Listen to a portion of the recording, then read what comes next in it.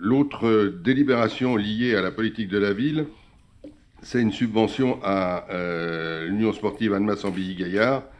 Madame Ayeb. Oui, bonsoir. Donc, il s'agit de la reconduction du versement d'une subvention à l'Union sportive Annemasse-Ambilly-Gaillard.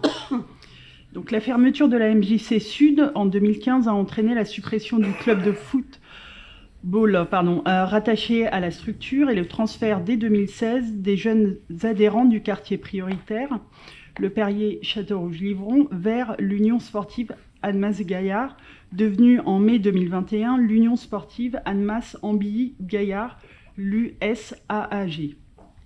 L'accueil des jeunes du quartier prioritaire a nécessité un renforcement de l'encadrement technique. Pour cette raison, l'USAAG a recruté un éducateur sportif à temps plein, cette nouvelle charge pesant sur son budget de fonctionnement. Afin d'aider ce club, la ville a fait le choix de lui apporter un soutien financier sous forme de subvention. À titre d'information, le montant versé par la commune s'est élevé à 14 000 € en 2019, 2020 et 2021. Il paraît nécessaire de reconduire cette subvention en 2022, et ce, d'autant plus que les entraînements supplémentaires ont été mis en place pour les non-licenciés, notamment les mercredis. Par ailleurs, le club développe le football féminin pour les mineurs. Ces différentes actions permettent d'intégrer un plus grand nombre de jeunes et de diversifier les publics. Ceci étant exposé, considérant que l'engagement de l'USAAG permet leur prise en charge et qui leur offre la possibilité d'évoluer dans une discipline sportive qui leur convient, il est proposé au conseil municipal de verser à l'association USAAG une subvention de 14 000 € correspondant à la participation aux frais supplémentaires liés à la prise en charge des jeunes du quartier prioritaire pour l'année 2022. Voilà. Merci. Des questions particulières? On reconduit une action qui est en cours. Exactement. Oui. Oui, alors c'est pas vraiment la subvention qui va être votée.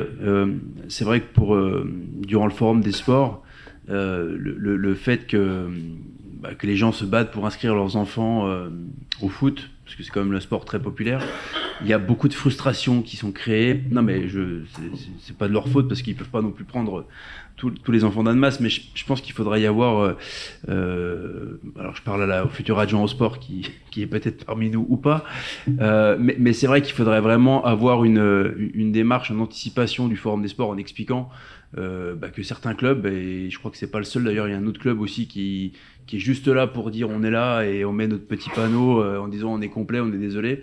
Mais en termes de communication, je pense qu'il faudrait peut-être mieux anticiper ce forum des sports avec ce club-là, parce que vraiment il y a de la grosse frustration et les gens qui attendent en espérant pouvoir inscrire leurs enfants alors que les inscriptions sont closes avant le 15 août et que le forum intervient le premier week-end de septembre. Je pense qu'il faudrait être très clair par rapport à cette démarche-là. Oui, je partage ce souci. Je pense qu'il y a une incompréhension quelquefois sur la présence de clubs au forum qui mériterait une information plus précise. L'USA, auquel s'est ajouté Gaillard et Ambilly aujourd'hui, accueille de mémoire comme ça, Christophe Borel pourrait le dire mieux que moi s'il était présent, accueille, je crois, à peu près 650 licenciés, c'est-à-dire qu'ils sont au maximum. Et pour parler de cette subvention, à notre demande, ils accueillent des jeunes non licenciés.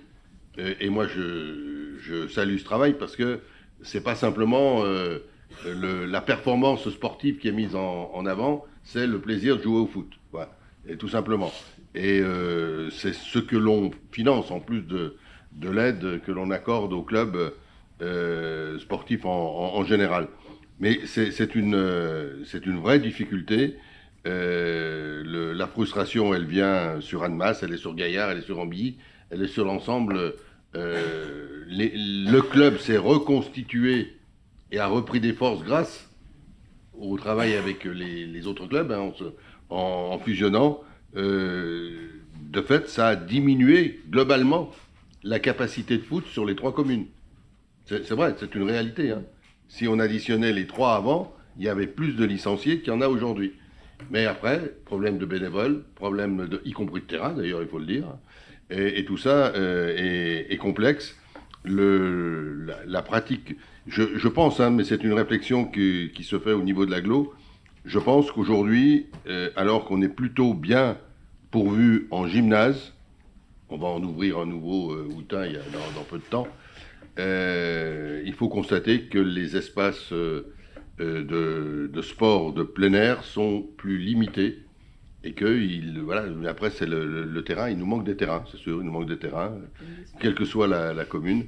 On n'est pas les seuls, hein, mais dans les zones urbaines, c'est souvent ce qui se passe. Ce qui fait que les frustrations sont grandes. Mais voilà, on doit réfléchir ensemble à tout ça et on est prêt à le faire, notamment avec les clubs. Pas d'autres interventions? Des votes contre, des abstentions? Merci.